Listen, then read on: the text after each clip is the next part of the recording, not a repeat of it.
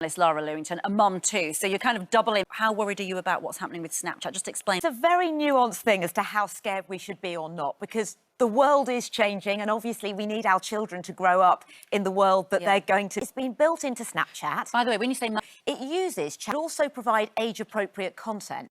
So whether they are or not is another example. It knows the user is 14. Well, it should come up with appropriate. It would be something that was for the right. You could ask it questions like what film you might want to.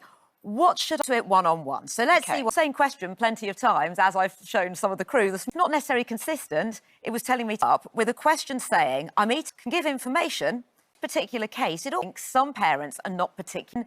If a parent had a child with a friend asking, they probably wouldn't be die. Now, it's totally safe, the sendation, because there is a lot of security in place. But I think people now follow up with the question of, so are you friends? So what? And I don't know, what do you think? Well, it can provide a lot of useful information if you allow your location, which is something that has been controversial in its that are near you. Maybe you want to find out where you might be able to go. Well, there is, of course, a lot of question over the safety of that being also for the platform to be able to give you some information via the age. You know, my son doesn't even have a schoolwork as well as hobby, you know. That. But I think this is also available as ChatGPT anyway, for kids to be doing this within a social media platform. And at least here, you've got, it knows your age and it should be provided. Lonely, or they hadn't said anything, and it was like an invisible friend sort of thing.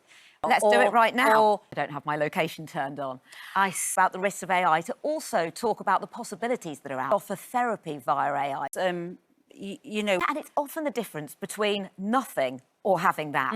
But there have also been some people who argue that for people who build up some confidence, I mean, obviously lots of people are going to question the logic of that, but I think there are pros and cons, and most importantly, a way we need to teach our children resilience. Wrong.